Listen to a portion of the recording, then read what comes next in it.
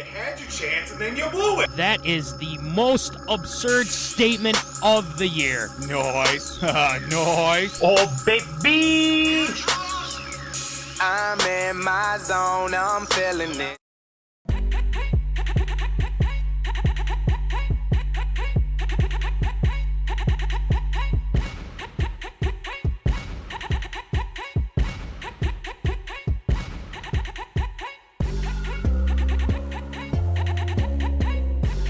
Live from Rock Solid Studios in Granite Falls, it's time for MinneZona Sports, live with DJ Matty C. and Paul the Shield Vold.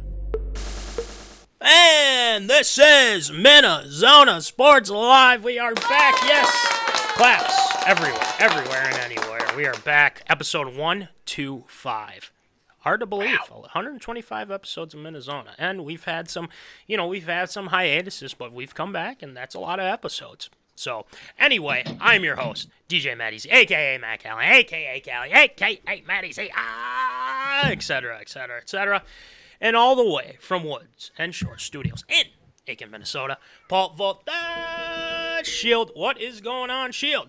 Dude, it's been so long since we've done the show. I've literally given up on trying to figure out what day it is anymore. Yeah. It helps when you have a couple friendly reminders. Be like, hey, we've got the show tonight. Oh, so I know that it's at least Wednesday. Yeah, it's at least Wednesday. We're here. We're ready to go. Case sounds like he's ready to go.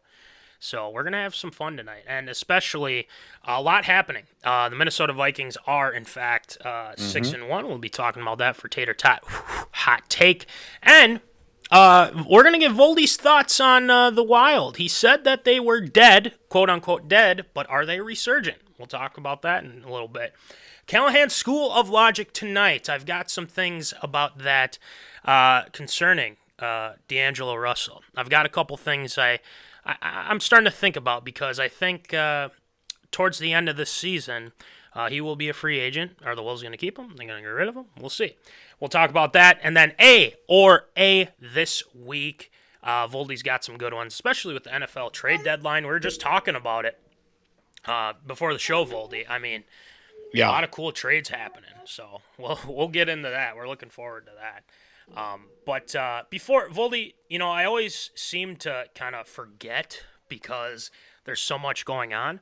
But we got to look at our leaderboard, I think, for our pickup. Yes, we things do. are going well, and do not worry. Your stickers will be coming. We'll get them to you. Let's take a look. So let's see. We have, if it's going to cooperate. There we go. Unfortunately, the Packer fan is still in the lead. Ryan, yeah, he's got 78. Yours truly was 74. A Rick, hey, look, it's a Rick, 74. Molly Vold, 74. So she's creeping up. And Larry Frank, he's got 73. Matt Johnson, my guy Matt Johnson, 73. Jack Vickers, 72. And Nick Dahlhoff, 72. So guys are starting to move up a little bit more. So we've got a lot going on with that. That's pretty cool. So that's our leaderboard. Be ready. In the coming weeks, we'll probably have another free sticker giveaway. So be ready. Don't forget to make your picks. I'm doing mine right now. As we speak. There you go. Right before Tater Tot Hot Take. So we'll let Voldy finish that up while you guys check out the Tater Tot Hot Take.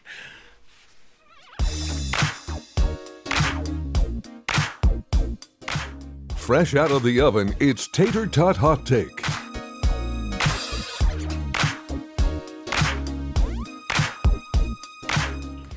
All right, it's time for some Tater Tot Hot Take, and tonight we start off with our Minnesota Vikings.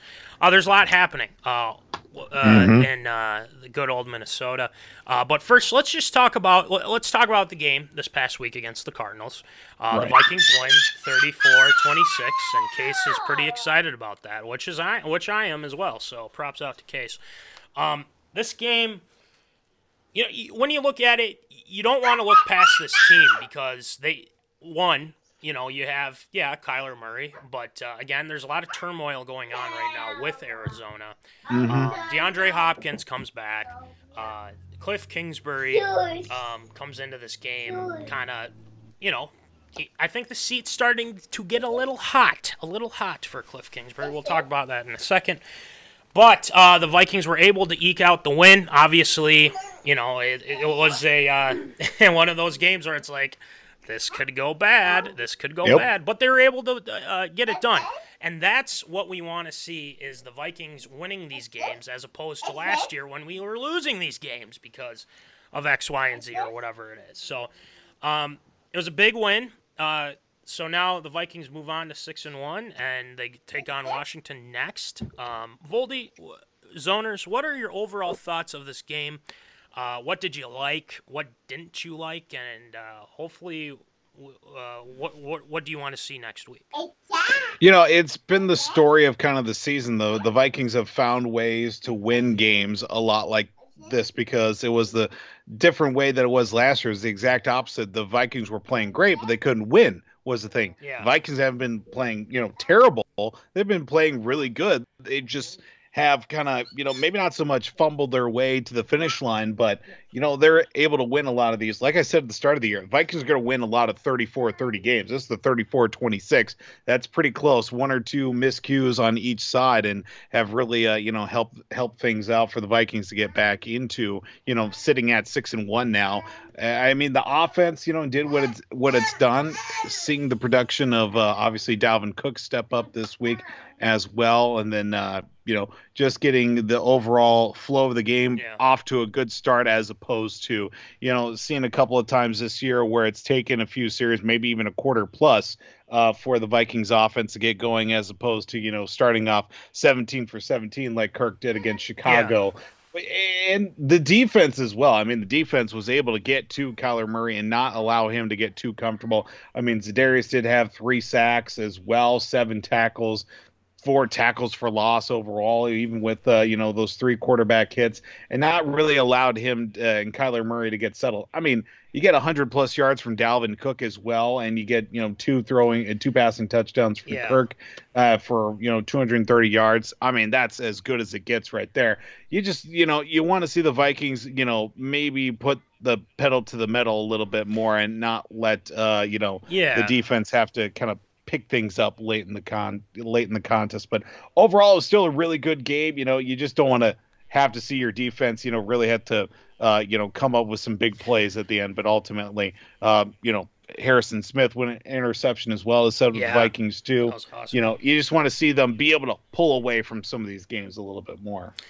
I think the one thing that we're seeing, and you mentioned Za'Darius, and that's why I have it in the lower third as domination, because he dominated, and I think this is showing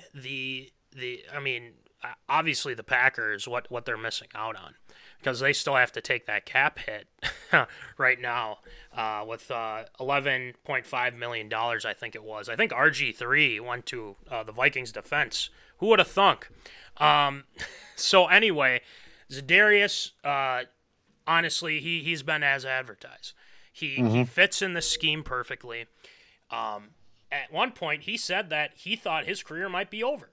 I mean, with the injury that he had last year and things like that, I mean, he honestly thought that this was the end. But he comes into this season knowing that, how good he is, and he is that good. Unfortunately, He was a Packer, but again, we can forgive him. He exposed that offensive line. I also think that at some point, I don't know when, but he is going to expose Danielle Hunter is going to get his. And I think the reason why is that we're not seeing as much from Danielle is I think he's still getting used to the 3-4, as well as because you're standing up. Za'Darius is used to just standing up and going forward. But Danielle's used to the 3-point stance. So there's a lot going on with that. But at the same time, I look at it and think, I think he's going to learn it, or maybe they say, you know what, let's just have him go into 3-point stance and have him go, depending on the situation, of course. So, but for Za'Darius, he was Defensive Player of the Week, NFC Defensive Player of the Week. Claps out to Za'Darius for that. He's been a game record. I said it. when he got those sacks and when he's been a leader on that defense. And, you know, you have Kendricks, yeah, you have Harry, and Harry played a great game. Kendricks is still doggone good. Corner-wise, we're okay. I'd like to see more aggressiveness, I think. But Pat Pete's been showing it. If Pat Pete could play the way that he did this past Sunday for all 17 games, Vikes have no trouble getting in the playoffs this year. Yeah, he keeps playing like that. We're in good shape. Dantzler, I want to see a little bit more. I mean, granted, he's going up against Hopkins. That's a tough matchup either way. So it is what it is there. But just kind of my overall thoughts is they dominate. I mean, they dominated offensively. I thought Kirk played really well. I also think Dalvin finally got his 100-yard game, which he was due for big time. Props out to the offensive line. Ed Ingram, pass blocking wise, struggling a little bit. But the thing is, a little bit. But we can't ignore the fact that he is still a rookie and he's still kind of learning. So we're giving.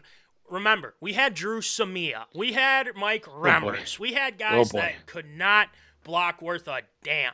So now we have Ed Ingram, who's been serviceable. I mean, yeah, he had a rough game, but you're going up against, surprisingly, J.J. Watt. That's I'm surprised he's still healthy right now. But I mean, their front was somewhat tough, but I want to see improvement there. But we'll see what happens against the Commanders this upcoming week. But the overall consensus is that if we're getting pressure and we have Pat Pete, like you said, playing the way that he's been playing, I mean, things are looking good. Because I think things are going to get better for this team because guess what? We're not losing a lot of players. We're not losing a lot of players to injury. So now this is a good situation for them.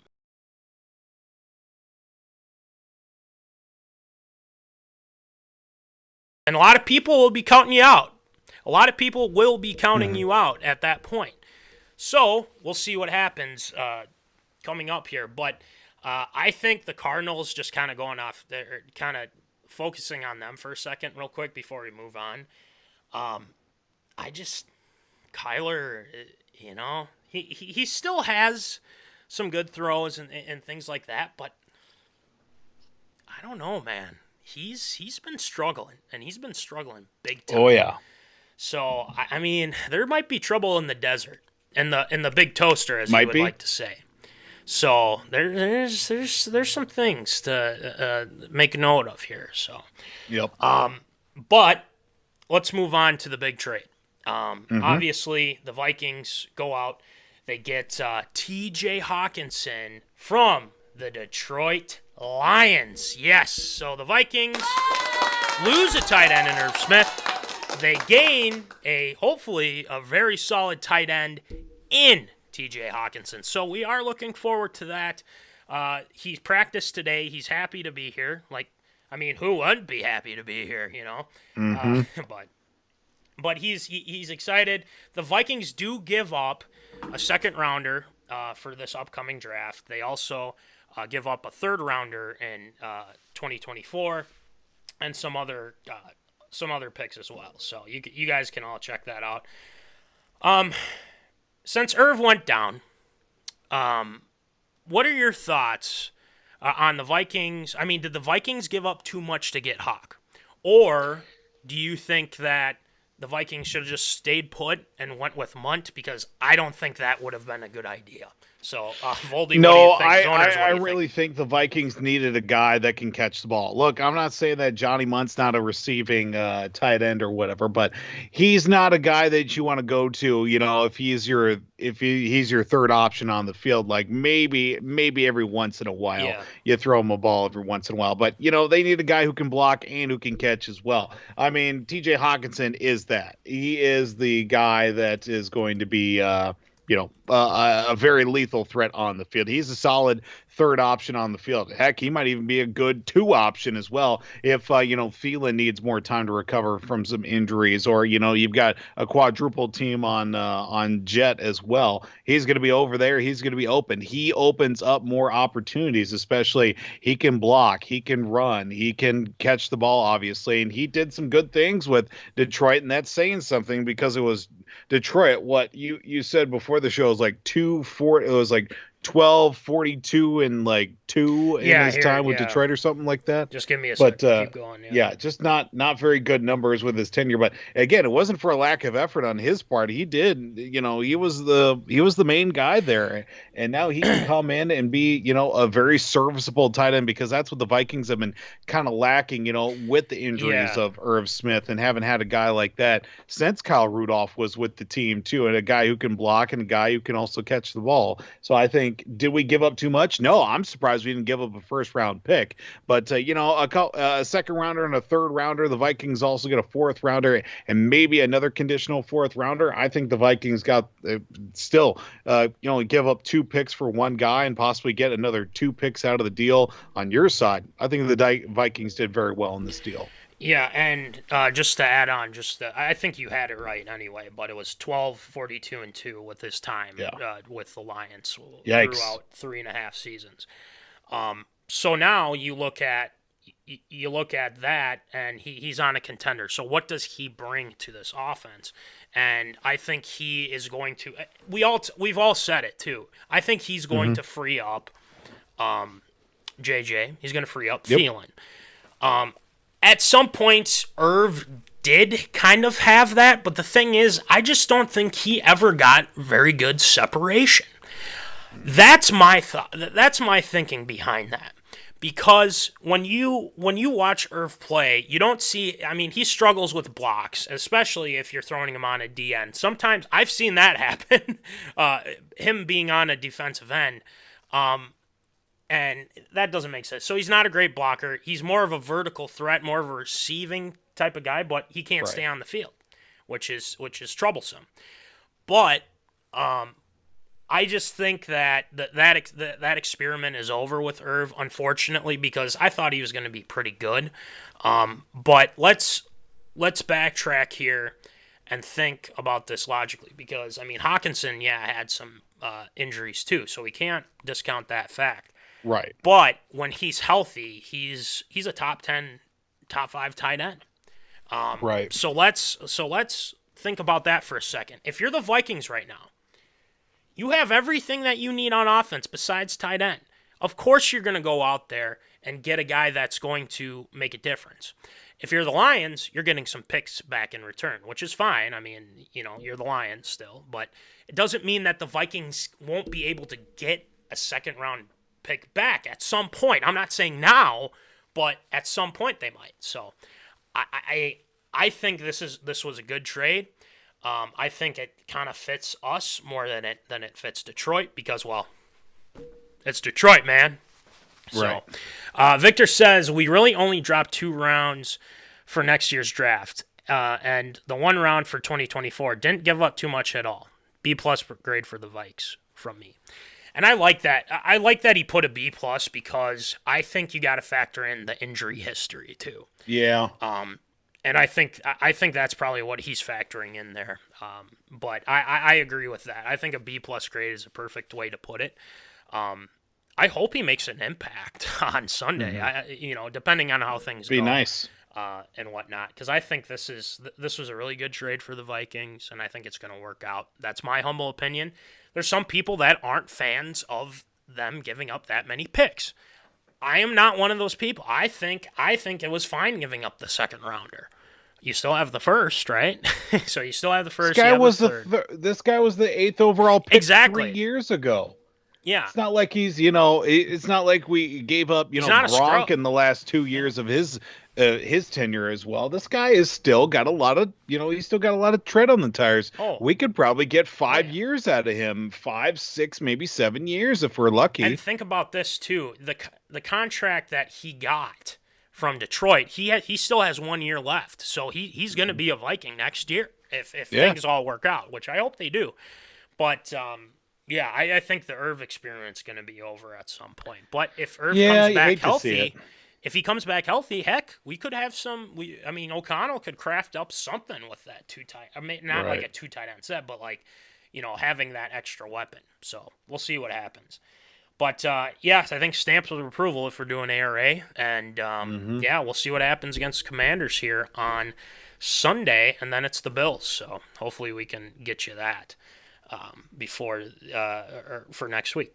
All right, the Minnesota Wild, Voldy, you did say that the Minnesota Wild were in fact dead, but maybe Dead. on some life support, Dead. things like that. Voldy, the Wild now are almost in first place here. They've won some pretty tough or they won a game against Chicago. They won last night against Montreal. Mm-hmm. Are they alive now, or what Not do you dead. think? Not dead. You know what? Okay.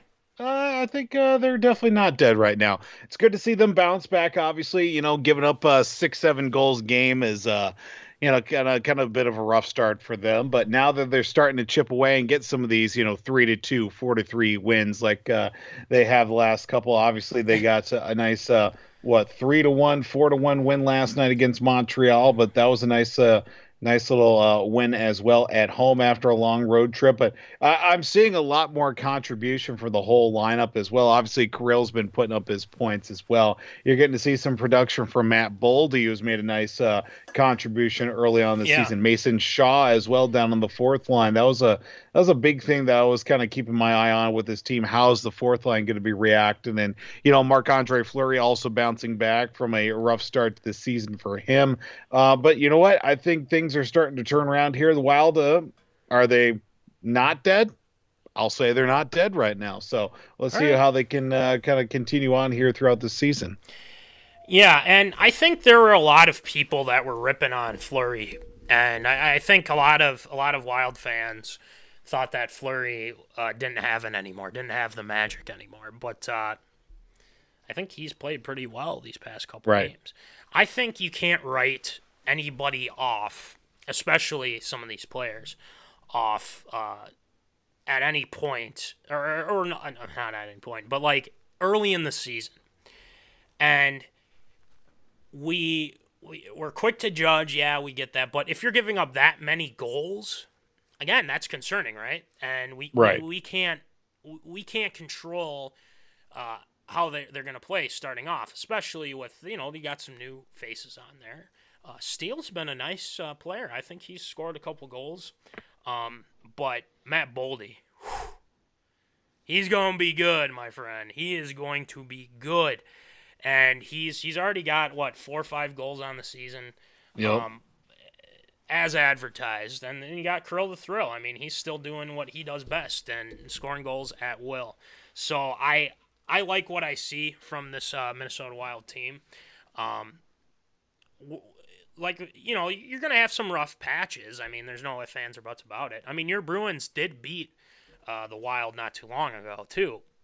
Yep. And, you're going to have to take on those tough teams, especially Colorado, especially teams like Vegas. I mean, they're good. So, Victor says, Wild are back. Fleury's start was more to do with our poor defense, in my honest opinion. I agree with that. I think defensively they struggled a lot. And I think a lot of people were quick to judge on Fleury. And they're like, oh, we should have kept Talbot. What? It's fine. We're doing just fine. I'm not worrying that much, but I like to get my source going a little bit because he's like, oh, you gotta wait. I just, poking the bear a little bit. But at the same time, I mean, I think they're gonna start, winning some more games here. I think they're gonna, be one of the top teams in the Western Conference. And, hopefully that this is the year. Voldy, you already did a Voldy's Virtues on if the Wild are going to do it this year. And, we keep saying it every year. I mean, is anything going to change after that? Do we know? Right. We have no idea. So, Victor also says, long season, people tend to forget they play 82 games. LOL. It's true. It's very true. Very true. So, they can turn it around. Let's go Wild. I don't know when the next game is, but I think, if I'm not mistaken, it's either tomorrow or Friday, or maybe even one of those Saturday games. But we'll take a look at that and get back to you. But so far, the Wild are starting to get back. They're not dead. Voldy, I'm glad that you kind of are on the mend on that. So they are Not dead. Somewhat resurgent, but they could go back to being dead. They could. They could. So very easily. So we'll see what happens there. So, all right, we go from one Minnesota team to another Minnesota team that is currently in play right now, and there's been a lot of talk, and we're going to the Minnesota Timberwolves here, and I maybe at some point I can ask our guy Alex Zappa this too, but what are they going to do with D'Lo? Voldy, when we started this show, I think it's one of the first episodes, we were talking about how the Wolves should get D'Angelo Russell. We thought this was a really good idea. But now I think the tide has changed a little bit, just a little bit. I'm not saying that, I'll explain with Callahan School of Logic here, but I think the tides have changed on some people's opinions on whether the Wolves should extend D'Lo or get rid of him after the season, because his contract is up after this season. So we're going to talk a little bit about that. I'm going to talk from both sides here because I think, I'm leaning towards one side, but I'll talk about that in Callahan School of Logic. So let's get it going. Let's go to the classroom. Let's talk about this a little bit with Callahan School of Logic.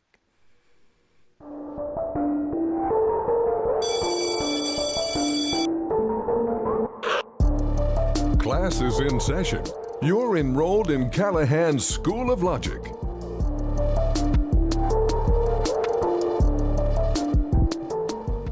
All right, get your pencils, get your pens, get your notepads. Take your seats. It's time for Callahan School of Logic. So, like I said before, we're talking about D'Angelo Russell. A lot of people have been speculating what they should do after the season. It's, again, like we said, it's early in the season. But I think this needs to be addressed because I think some people are looking at this situation and thinking, he didn't do great in that playoff series against Memphis last year. Nope. And you wonder a little bit. Now, let's dive into this. So the first thing is, like I said, we're all fans of the D'Lo trade. I think it all got our stamp of approval. Voldy was going to burn the Target Center down. Let's be honest. He was going to do it if they didn't sign D'Angelo Russell. So he could. Oh boy. So now you didn't have to worry about the Thank goodness. Photoshops and everything like that. We still have video and we still have audio of that. So you can check that out in our first season. But anyway, when it was official, stamp of approval. Let's talk. From his stats so far this season, let's start with this season. So far, his stats for this season haven't been stellar, I would probably say at this point. And I think we can kind of look at this because he's averaging 14 points a game, 4.1 rebounds per game. And obviously, we know that assists-wise, he doesn't have as big of playmaking ability as like as a passer as like Chris Paul or Ricky Rubio for that matter, but he can definitely shoot better than Ricky. Right. So with Munson there, cheap shot. So the Wolves played last night, lost to Phoenix. D'Lo only had 5 points. Only played 23 minutes, was 2 of 8 from the field. I think that's concerning, for one. But also, so far, he's on the precipice of who is going to show up tonight. Is it going to be the guy that's going to be knocking down threes left and right, knocking down the mid-range shots? It's hard to tell because the first game against OKC, 20 points, 23 points against Utah the next night, and then 6 points. And the next game against San Antonio, 25, 12, 11, 10. So it's not to a point where you're like, oh, we got to get rid of him. We got to get rid of him. Too inconsistent. We gave him all his chances. It's still very early in the season. So I'm giving him – we're going to give him time on this. So let's think about that. And then I'll be the devil's advocate, though, here. And, let's go back to the playoffs. We talked about this. briefly for a second. But when I look when we watch those games, and when I was just from observing, I didn't think he played well at all. But here's the weird thing about it, though, Voldy and Zoners, is that he actually didn't have that bad of a couple games against them, because we all knew Cat struggled a little bit in that series, but he was able to come back and play well. Let's take a look here. So the first game against Memphis, 10 points, 1 of 3 from 3-point field. He was 2 of 11 from field goal range, but the Wolves won, so that helps. The next game, played 28 minutes, 11 points, 3 of 11 from the field. In Game 4, he was 9 of 21, 22 points, but 42% from the field. So in the quarterfinals, he was his field goal percentage was at 33%. And that's not where you want it. And I think a lot of people are looking at that. Turnover-wise, he struggled. And also, let's think about this. Jordan McLaughlin, J-Mac, was out playing DangeloRussell. And that's why Finchie had him in as long as he did. We relied heavy on Ant, because I think Ant definitely was kind of showcasing what he is going to be like, because he is a monster. And Cat finally kind of came around a little bit, but he was outplayed. But that's concerning. I think we have to factor that in here, because I think we have to be concerned about that. Playing devil's advocate on this. And let's think about it. The Wolves got a chance to be one of the top teams in the West. You go after Rudy Gobert, and now all of a sudden, you have a big man with Cat down there. And now he's going to be swatting. He's going to be getting a lot of rebounds. I think this will benefit D'Lo coming up here, because I think it already kind of has, but I think they're working out the kinks of what they're going to look like. So now they're going to mostly focus inside the paint, which means getting offensive rebounds, blocking shots. You spread the floor, right, and give D'Lo more open looks. So that's a positive here.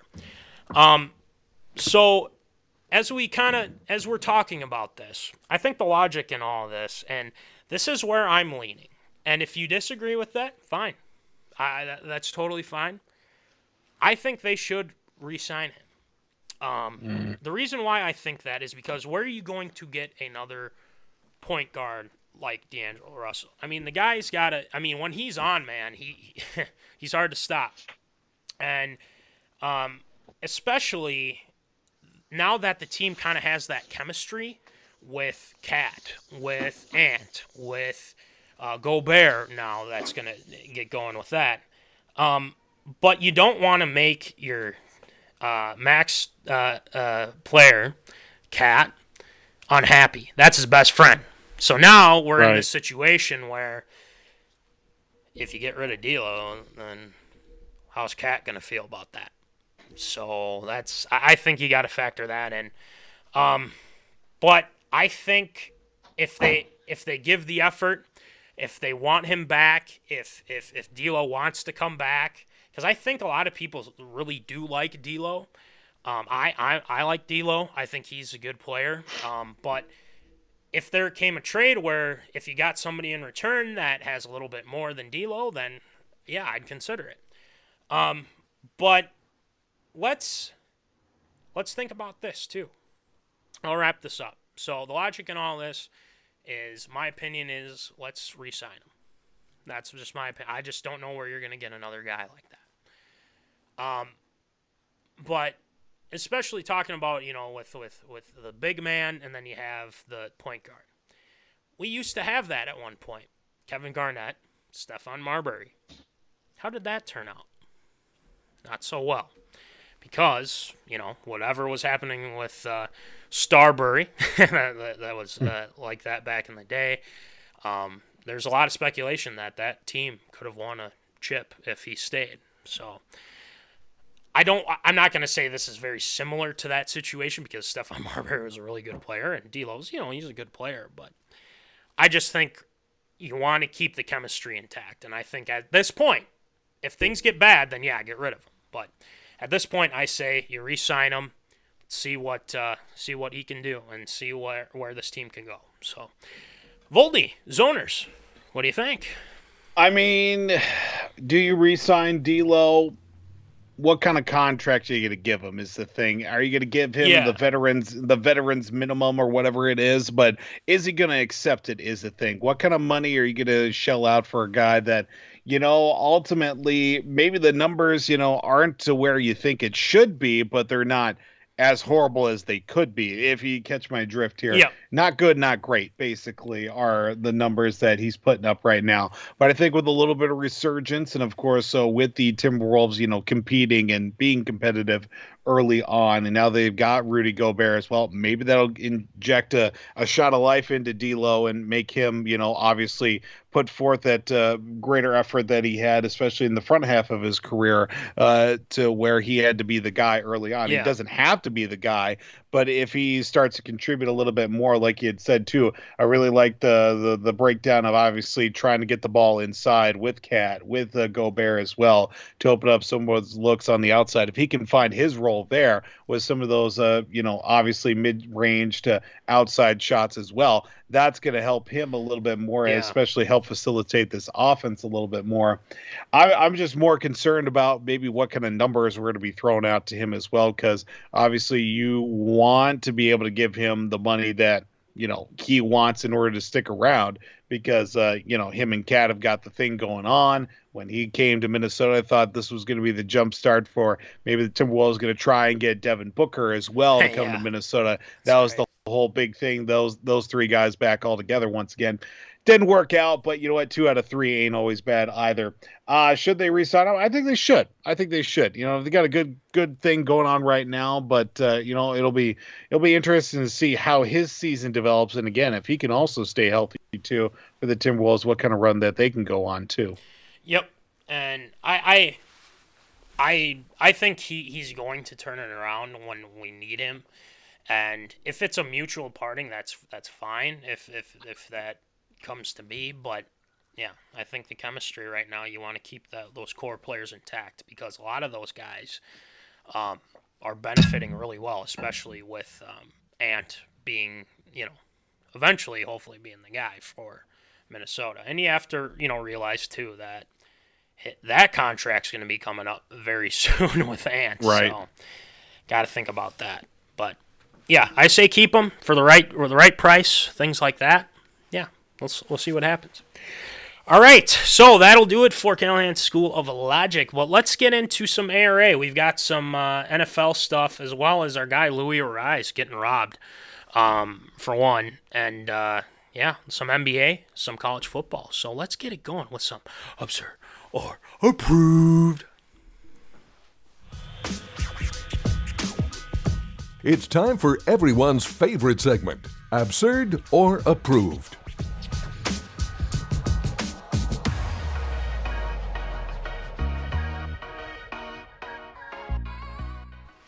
All right, Voldy, Zoners, it's time for Absurd or Approved. So, Voldy, why don't you rattle them off for us, please? Well, we start in the world of Major League Baseball as they unveiled their winners for Gold Glove Awards yesterday, of course, ahead of Game 3 of the World Series, with some notable names, of course, with Nolan Arenado winning his 3,000th straight Gold Glove, it seems, as well. It's only 10 in a row, but, you can pretty much count him down for a Gold Glove until basically he drops dead, even after he retires. And, other notable names in the American League, some first-time winners as well. Vladdy Jr. ended up winning a Gold Glove. Jeremy Pena from Houston, who's playing in the World Series. Stephen Kwan for Cleveland, and Miles Straw. A lot of first-timers this go around. National League did see, some very interesting selections as well. A lot of no-namers this year, if you really think about it. But Mookie Betts, Nolan Arenado as well. Max Fried from Atlanta win Gold Gloves. You get Christian Walker from Arizona. JT Realmuto from from Philadelphia as well, also playing the World Series. But one notable situation with the Gold Glove, it was actually recognized this year as a utility player receiving a Gold Glove. You know, that's been kind of a floating thing as of late. Guys that may play 1, 2, 3 positions for a team, just depending on how it works out in the lineup and where they're going to be most effective. This year went to DJ LeMahieu from the New York Yankees in a position. Obviously, he is primarily infielders, played some third, played a little bit of second, first base for the Yankees and in his career. But one guy that did not get that utility position Gold Glover was the Minnesota Twins' very own Luisarraez. Obviously, him being primarily a infielder, played some third, played a little bit of the outfield for us in the past, but, seeing a lot more time over at first base, second base as well in this past season. But is it absurd or approved that Luisarraez did not get a Gold Glove as a utility player this season from Major League Baseball? Oh, it's absurd. He should have. I mean, the guy had one of the top batting averages this year. And especially, he was the only positive thing that happened with the Minnesota Twins because, there's a lot of injuries and, the poll ads are still the poll ads. Let's not forget that. But it's one of those things where, it's a popularity contest, I think, sometimes. And I think with a lot of these players, it's like, there's a lot of first-timers on here, but I'm looking at Shane Bieber. I mean, Trevino, Guerrero, Jimenez, Pena, Straw. I mean, guys like that. I mean, it's Arenado. Mookie Betts, another name too. So it's ridiculous. He should have got one as a utility player because he plays all the positions. He's a great hitter. I mean, you can't discount the fact of what he did. And I think they've kind of, again, it's Manfred's goons again, and it's Minnesota too. So who gives a rip about Minnesota? Who gives a rip about the Twins? Because, it's the Twins, right? So I think, he definitely got robbed. I think it's absurd, but it doesn't surprise me because, it's the MLB. That's what they do. Things have been different since Manfred's been around. So I think that's ridiculous. I think he should have got. He deserves one. I would have given him one right now. I mean, I should give him one right now. Shoot. So, it's absurd. Voldy, what do you think? Yeah, this is just another classic case of professional sports not recognizing Minnesota in anything whatsoever. Yep. Yes, I understand that DJ LeMahieu had a pretty good season, obviously, with the Yankees, too, but that doesn't discount the fact that, Luisarraez did have also a pretty good season. Is it because it's the New York-Minnesota difference as well, that East Coast bias? I could see it that way. New York offices are home of Major League Baseball as well. So, I mean, just down the street there, Yankee Stadium from those MLB offices, you could probably throw a little shade that way. But I'm also saying at the same time, if Luisarraez doesn't win a Silver Slugger this year, oh boy, I am not going to be very happy about that. Gold Glove would have been nice to see as well, but maybe just because of the longevity of where he was playing at certain spots for the Twins may have hurt him just a little bit. It's not like he was a terrible defender too, but you just never knew where he was going to be. There are some nights where he served as DH for the Twins as opposed to actually playing in the field as well. But is it absurd? Yes, it's completely absurd that he didn't win a Gold Glove this year. Well, it's not going to help, anything because it's the MLB. So it is what it is. All right, next one, Voldy. Well, this one actually coming out just earlier today as well, and a topic that we've been kind of keeping our close eye on as well. It seems that the Washington Commanders might be coming up on the market here pretty soon, as the co-owners, Dan and Tanya Snyder, have announced that they have hired Bank of America Securities to explore potential transactions involving the team. Now, it did say they did not specify what those transactions might be, whether it is the sale of the team or if they are pursuing minority investors. I wouldn't touch that team if it was on fire and I had the only bucket of water to put them out as well. Just let it burn. Now, it did also say that obviously this is going to be a situation. We all know the dumpster fire that is the Washington Commanders right now, and basically everybody's saying, how, when, and who is going to be able to get Daniel Snyder out of owning the Washington Commanders and everything that's going on off the field, as opposed to, well, on the field. The performance of their team kind of speaks for itself too. Yeah. But is it absurd or approved? Obviously, with everything going on off the field, there's a criminal investigation that's being launched. Is it absurd or approved? The Washington Commanders will be sold by the end of the 2022-2023 season. Oh yeah, stamp of approval. And I think this is the first step, because when you have somebody put in a corner, they'll try and, they'll try and fight it. But guess what? Eventually, you're going to get what's coming. And for Dan Snyder, the doors are finally closing in on him. The Commanders are going to be on the market soon, and I think the owners realize that. I think Irsay, we talked about that 2 weeks ago with Irsay and what he said, because I just don't get. I mean, even the first time with Snyder and all these other times, I mean, this should have been figured out long ago. But I'm glad that they're starting to get in the steps of getting this clown out. And then hopefully getting somebody that's not going to, have a toxic workplace culture. Right. So I'm looking at the article. So, Congress is still investigating Dan Snyder. Mary Jo White's leading the investigation for a second time. So here we go.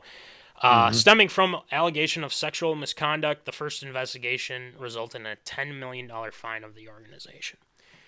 Well, if this is strike two, I think he should have been out on strike one. But with strike two here, he's got no choice, because even if he doesn't, someone's going to force him to, and the owners are able to get him out. So it comes down to that. It's people think. He's never going to sell the franchise. He's never going to sell the franchise. Well, he is. And the thing is, what are these transactions made, things like that? Well, you have a bunch of these owners that agreed to get him out. You only need 24 out of the 32 owners to get him out. I think the Wolves definitely probably want him out. I think even Jared Jones. Irsay, obviously. The list goes on. You can't have this guy around here, and it's frustrating when we keep hearing that he's not going to sell the team. Well, now this is the first step towards getting this guy out of the NFL. And it's like, I don't want there's all the rich history, but what just the boneheaded decisions that you have made as an owner, as well as having a toxic workplace. So it's got my stamp of. I think they're going to move on this quick, because for some reason I think there's going to be some stuff that it's going to come out that's going to shock some people. That's my humble opinion, but yeah, it's got my stamp of approval. We're going to learn more in these next few weeks, even months here. So get him out, Voldy. So what do you think? Yeah, it's got my stamp of approval as well. I think Dan Snyder knows that, we've been saying, the writing's on the wall here, and things are slowly but surely crumbling around him, and he's going to try and get every last dollar for this maybe potential sale or whatever is going to be looked at here with the future. Because obviously there are a lot of things going on. Obviously the lawsuit against former employees in a toxic work environment. The owners are starting to rile up against him, and on now a criminal investigation on the hostile work conditions as well. Not to mention as well, obviously, with the total rebrand of the Washington Commanders as well that's taken place, and that kind of failed experiment that's taken place so far. I think now is the time that things are starting to be maybe speed up the process a little bit, and obviously bringing in Bank of America Securities to start looking into that. There could be potentially some people to obviously be looked into, but as to the timing, It's going to be very interesting to see. Could they be sold by the end of the season? Absolutely, especially if, the heat gets turned up on some of these lawsuits and allegations and everything. Oh, yeah. I think that he's going to want to try and get as much money on his sides because he's going to be shelling a little compensation and, reparations and everything that are going to be taking place with all these allegations and lawsuits against him.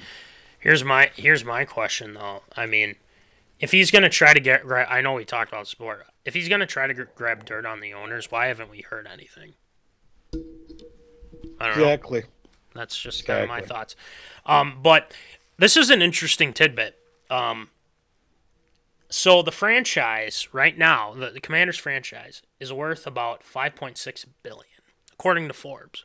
So whoever gets it's gonna be very, very, very pricey. So. And the Broncos were sold in August for $4.65 billion. Thank God Kanye and Antonio Brown didn't own that team. Good Lord. Oh, man. That's a whole nother conversation. All right, next one, Voldy.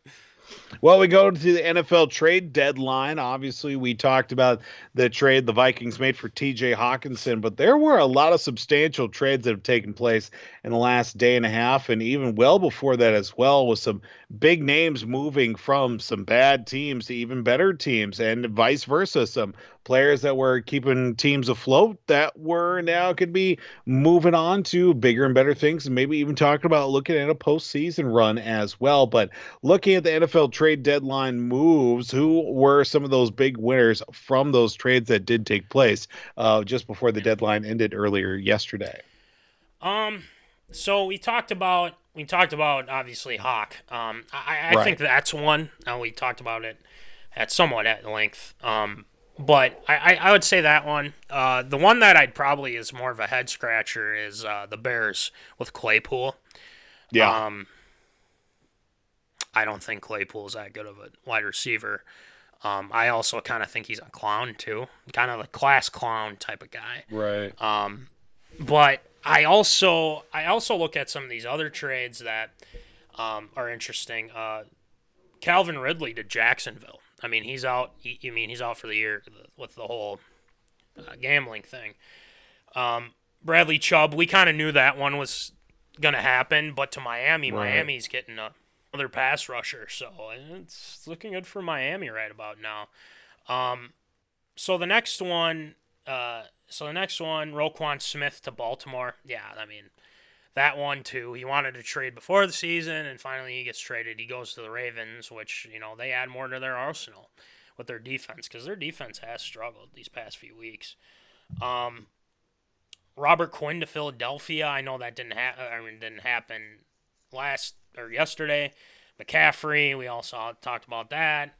But it's I would say the big one, the stamp of approval, like, watch out. I almost think it's the Eagles with Quinn.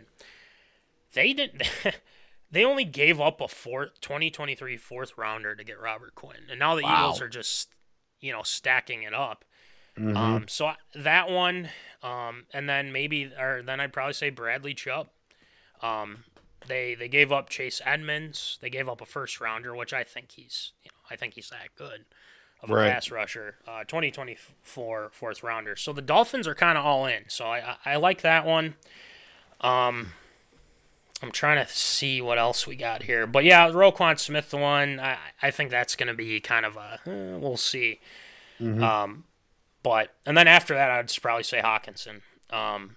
We gave up a second rounder, 2023 second rounder, 2024 third rounder, which isn't too bad. And we got a fourth rounder and a 2024 conditional fourth rounder as well. So it's not it's a pretty good deal. I think it's a pretty good deal. So, all right, Voldy, what do you think? Yeah, I just want to see, obviously, with all these moves being made, all the teams that are doing well this season are the ones that are making the biggest moves. Like Buffalo traded for Dean Marlowe and Nyheim Hines as well. You get an offensive guy, get a defensive guy to, even make them even better, even though, they're already 6-1 on the season. How about the likes of, the Giants giving up Kadarius Toney to Kansas City? Kansas City gets another weapon as well to help them out. You you get, obviously, San Francisco has gotten Christian McCaffrey. We talked about that. Robert Quinn going to the Eagles to get another pass rusher onto that weapons of defense that they have over in Philly, too. All these teams that have made the biggest moves are the ones that are, having the most success. I mean, we're talking about Buffalo. We're talking about, obviously the Vikings making a trade and then seeing, teams that are maybe setting up a couple things, like Denver trading for a couple of defensive guys. Obviously they give up Bradley Chubb, but Miami also making a couple of moves. They get Bradley Chubb, they get Jeff Wilson from San Francisco, and have to give up a back, but also do get a back in return while only giving up a pick. I would say of the big winners, it's hard to disagree with Robert Quinn going from Chicago to Philadelphia as well. I think Kadarius Toney could be a sneaky one for Kansas City. Maybe not get some of the big offensive numbers, but maybe help steal a possession or two with maybe some special teams work as well if he stays healthy as well. But obviously, talked about it earlier with TJ Hockenson and his ability on the field because he's going to be that main tight end as well. I think overall, all the teams that made the biggest moves were the ones that are sitting in a really good winning position, if not leading their division, near the leaders at the top of the NFL. Right. Let's go with just real quick. Let's go with kind of the head scratcher for one. Robbie Anderson, I know we talked about this. Yep. He gets traded. But that one, I don't understand. I mean, you got DeAndre Hopkins coming back, and you have Rondell Moore, who's played pretty doggone well. Yeah, you lose Marquise Brown, but, Robbie Anderson just is not somebody that I would rely on if I were Arizona. So, I don't know. Maybe Arizona's going to be taking that nosedive even further. So, right. I'd probably say that one. James Robinson to the Jets. I think, it's too bad because I think he's got the talent to be a really good running back, but that backfield's even kind of crowded. So, so I'd say those two are kind of the ones that I question a little bit. So, all right, next one, Volde. Yeah, we go to the world of the NBA and a very interesting, 24 plus hours now of coaching change with the Brooklyn Nets as they're finalizing a deal to hire suspended Boston Celtics coach Ime Udoka, and a formal agreement is expected soon. Now, this is coming to be after the Nets and then coach Steve Nash parted ways, bringing back Udoka to try and salvage a franchise amid a 2-6 start to the season as well. Udoka was an assistant coach with Steve Nash for a season before taking the job with the Celtics this past season, where he led the Celtics to the NBA Finals. And then, this past offseason, reports came out of him having an inappropriate relationship in the office with a staffer as well. Let your minds wander from that part. Hint, hint, wink, wink. Yeah. But that led him to being suspended for the whole season. And now it's brought up a very interesting situation. I just don't understand how this can be happening. If he's suspended for the season, how can be hired by another team now going back to the Nets? So is it absurd or approved? Could Ime Udoka bring the Nets, I should say, to try and salvage this season and quite possibly his reputation as well? Well, I think it's already tarnished because, we all know how things have turned out when you have those organization relationships. Yep. Rosas, cough, cough. But Doka, you look at this past season, they went to the finals. I mean, the guy knows how to coach the team. They get rid of, or they kind of put, what's his name? Oh, gosh. Stevens. No, Bradley. No, can't think of the coach. Ben Simmons? No, the coach before Udoka. They put him in the, I can't even. Brad Stevens? Brad Stevens, thank you. Brad Stevens. He gets put in the front office. They go out and get a coach that's actually, that was very good with these guys. The downfall of that is what transpired. Now, I think he's looking at this as a way out to kind of, revive his coaching career, which I think with the Nets, it's a freaking mess. And with Nash, I'm glad Nash kind of got out of there. And I'm not saying that he didn't contribute to their trouble. I think some of their troubles he definitely didn't help with a lot of things. But you know who hasn't helped with anything whatsoever? Kyrie. Yep. That's a whole different situation. We're not going to get into that whole deal with him, but he's been acting like a jackass since, gosh, he got to the Nets, even before that. But it's gotten to the point where this is a big mess. KD wanted out. Kyrie's just doing whatever the heck he wants, saying whatever the heck he wants, and creating all this drama. And who the hell would want to play for that team? That's my question. What would you do? And now you have Nash out of there, Udoka. I mean, how is he going to handle this situation? Because it's not good. It really isn't. So we'll see. We'll see how this goes. And then, even forgot Ben Simmons. He's on that team as well. So then you got him. So this is a puzzle he's going to have to figure out himself. But I think with them getting Nash, I just think Nash didn't really strike you as, he'd be a really good coach. It really hasn't worked out. Yeah. So, I guess to answer the absurd or approved, I would say that he can. I think he's got the ability to, but I think this whole situation with the Nets is just really fractured that I can't see them coming out of this. Yeah. So I think it's absurd. Can he salvage his career? Maybe next year. Maybe not. I don't know. We'll see. So yeah, I think it's absurd. I think there's too many bridges burned right now, and he's running into a war zone. So, Voldy, what do you think? I'm just more confused on the fact that I thought Udoka was still head coach for the Celtics, even though he was suspended for the season. Like, I don't know. He wasn't fired. He was just suspended for the year. And, I don't understand how he can go get another job if he's still getting paid by the Celtics. I don't understand how this whole suspension thing works, even with this whole season. So if he does become head coach for the Nets too, how is that going to work? Can he go back to the Celtics? Are they done with him? I don't understand how this all works.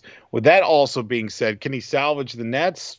Yeah, if they stop being a bunch of idiots. I mean, literally, if Kyrie just shuts up and plays ball and, Ben Simmons figures out how to shoot a ball again and, KD, I mean, we didn't even mention KD, but, he's still there doing whatever the heck he does nowadays, and it certainly ain't playing basketball. I know that for sure. You get those three going, I think the Nets are, obviously, if they can get that all together, they can do some things, but it's literally the only thing that they can do is try to get those three to start working and playing properly. I just don't see how this could be.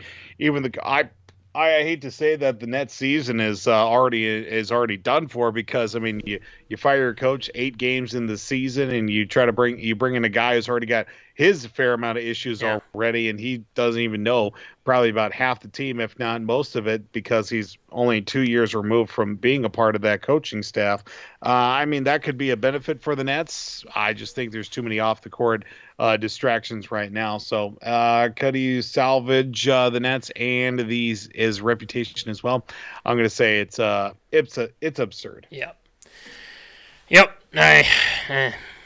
But that organization and just in general is just a mess too. So I guess we'll see how it goes. All right, last one, Voldy. Go to the world of college football, where the first college football playoff initial top 25 rankings were revealed last night. At the very tippy top, it's undefeated Tennessee at the number 1 spot, followed by Ohio State and also Georgia, who now are the top 4 teams in the college football polls. Now, the 13-member committee did also have undefeated Michigan at number 5, followed by 1-loss Alabama at number 6, ahead of the undefeated TCU Horned Frogs at number 7. Looking at the initial rankings for the start of the season, DJ Matty C, is it absurd or approved that we could quite possibly have an all SEC top 4 and college football playoff by the end of the season? Oh, yeah. And the reason why I say that is because of the SEC is the SEC. But let's look at this. You have you have Tennessee, and well-deserving. They beat Alabama. They deserve that spot. 2, Ohio State. I mean, of course, it's Ohio State. Yeah. Whatever.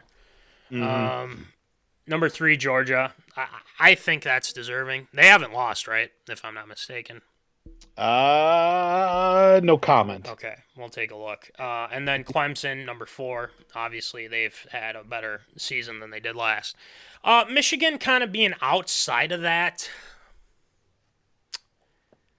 Yeah, I can see it because the thing is they're gonna have that that game against Ohio State like always, which I mean, whoever wins that game is gonna go to the college football playoff. If there's no upsets or anything like that. But Alabama having the 1 loss, we all know it's, if someone falters, they could easily sneak in, which, again, strength of schedule and whatnot. Everyone's gunning for them, so that's kind of how things go. With Tennessee, I mean, it's a welcome. It's a different type of team. It's not the Georgia, it's not the Alabama, not the Clemson, but it's Tennessee, which I kind of like. I like that, and they're averaging 49 points per game, which I think is just amazing, especially the way they took it to Bama and kept them out of it and exposed them too. But the Ohio State stuff, I mean, if they took on, let's just say they took on Tennessee, I think they get killed. They take on Georgia, I think they'd get killed. They take on Clemson, I don't know if they'd get killed, but I think it'd be a good game.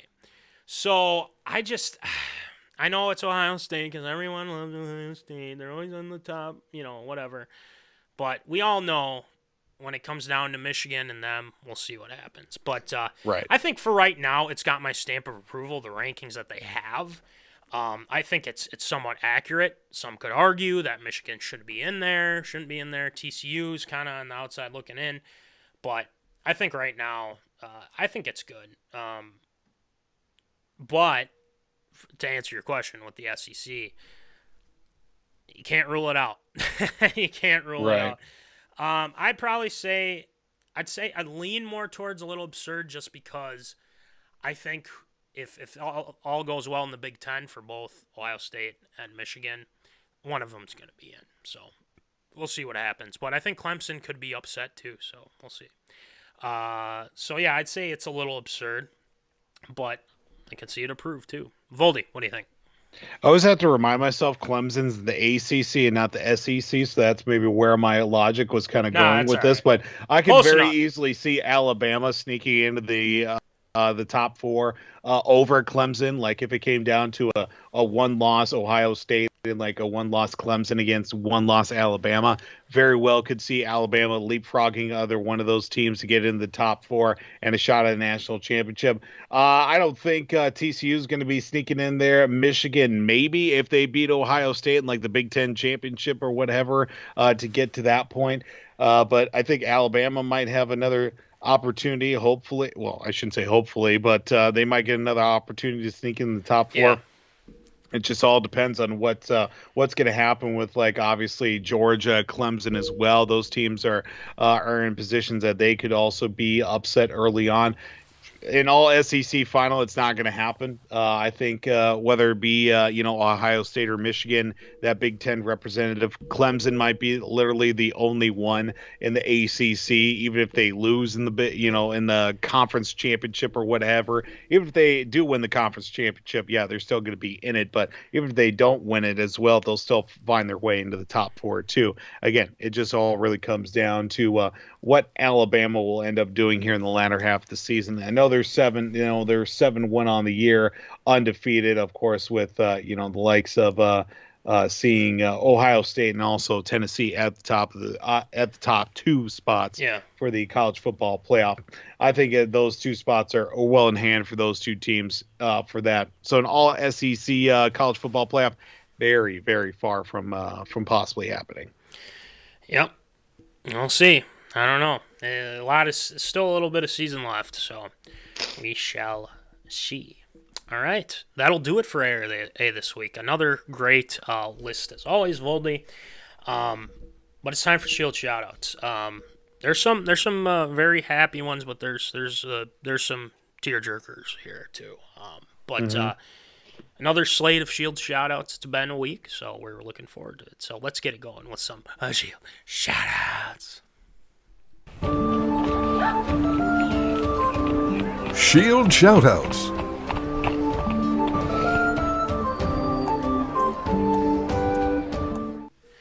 All right, Shield, who you shouting out tonight? Well, unfortunately, we have to start Shield shoutouts with a bit of a somber note as well, as we'd like to send our thoughts, prayers, and condolences to the Zimmer family this week, as unfortunately, former Vikings defensive coordinator Adam Zimmer did pass away. Of course, he's the son of former Vikings head coach Mike Zimmer as well, and he did serve as a defensive coordinator for the Vikings in his tenure as well, as he spent over, a decade in the NFL as an assistant coach, working his way through the ranks, and obviously spending some time with the Vikings as well, with Mike Zimmer in his time as a head coach as well. So we'd like to send, our well wishes to the Zimmer family during this difficult time. I do have to say congratulations, former Wild goaltender Devin Dubnyk, as he officially announced his retirement from the NHL after 12 seasons in the NHL, most of them coming with the Minnesota Wild, and recording 253 wins in his career as well. So congrats on a career, Dubs, as well. So, and then also from one Wild goaltender to another, we go to the Flower, that being Marc-Andre Fleury, who became the NHL's all-time winningest goalie in shootouts when the Wild scored a 4-3 shootout victory on Sunday over his former team in the Chicago Blackhawks. And we got to send also Shield shout out to former NFL running back Cadillac Williams, as he was named head football coach at his alma mater in Auburn. As not too often can you conjure up the name Cadillac Williams and not think about some big, powerful runs that he had in his time with Tampa Bay comes to mind right away. Yep. Boy, Cadillac Williams was fun to watch back in the day. And anytime you could say Cadillac Williams, your day is off to a good start, as your day turns out pretty good. That's going to do it for Shield shoutouts this week. All right, a couple things. Let's start off with the fun ones here for a second. But my AOL name at one time was with the Cadillac 5000. I'm not joking. It was. Why am I not surprised? I thought he was one of my favorite running backs. I love Cadillac Williams, great. And the sad part about it is, I remember it was like one of the first games of the season, and he destroyed the Vikings. I mean, he had like 100 and some yards and then a touchdown or two, but the guy just wrecked us. But one of the greatest names in sports, Cadillac Williams. And now he's the interim head coach at Auburn. That is awesome. I think he was with Ronnie Brown, too, at that time. Ronnie Brown. Yes, I believe so, yeah. In the NFL. Marc-Andre Fleury, I guess he's washed. Winning its goalie in shootouts. So I guess he's washed. Dead. And congrats to Doob. Love me some Dubnyk. He was very serviceable, but obviously, age gets to you, things like that. And again, with Adam Zimmer, that's sad. I mean, Zim loses his wife a couple of years ago, and then loses. I mean, that's just it's sad, and especially from that Instagram post. I mean, it's a tearjerker. Especially because he was still living in Minnesota at the time, and I don't know if there's any more details that have come out, but it's definitely it was definitely a sad day yesterday. Yeah. So again, thoughts and prayers out to the Zimmer family. So anyway, great job with Shield shoutouts this week, Voldy. And thanks, sir. You know how we end the show. We got stuff, man. We got some merch if you guys want it. We got hats. We got stickers. We've got shirts. You just let us know. We got it, man. So we'll get it to you. We're going to get the pick'em to the stickers to you as soon as possible. I will be seeing that person soon, and I will be sending it to our guy, Go! So we'll get to that as well. But if you're like, maybe I'll just pay the $2, pay $3 for the stickers, we got you covered. Also, like I said, check out the hats, $20, $5 shipping. I know that someone is interested that needs to still pay me, then they can get it. So we'll go from there. And we still got shirts, $20. $5 shipping. Same old deal. We still have 2 XLs for our gray shirts, so make sure you check those out too. And then check out W2 Performance, our guy, Will Rattel, at www.w2performance.com. Killing it per usual. He's hopped on some podcasts as of late. And thank you to National Fleet Graphic, Crown Rental, Tyler Knutson for the stickers. Check out Jack's Junkyard with Jack O'Keefe. Breaking into the League with Sam Gabrielli, Ryan Martin, available on Spotify and Apple Podcasts. And the Victorious P.O.D. with Ryan Walters and Jack Vickers. They've got some stuff too. So make sure you check that out, especially for your fantasy football needs. So. Oh, yeah. We'll go from there. But make sure to do your pick'em this week. And, there's going to be more fun to be had. So we'll have a lot of cool things coming your way. And, hopefully we get some guests on here soon. It's been very busy for both of us. But oh, yeah, it's going to happen.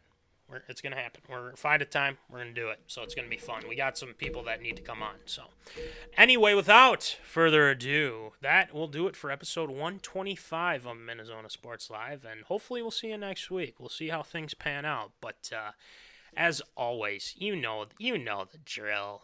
Remember, folks, keep in the zone. Holla. Thank you for watching MinneZona Sports Live. Join us Wednesdays at 7 p.m. for live show broadcast. And as Voldy likes to say, follow us on all the socials medias.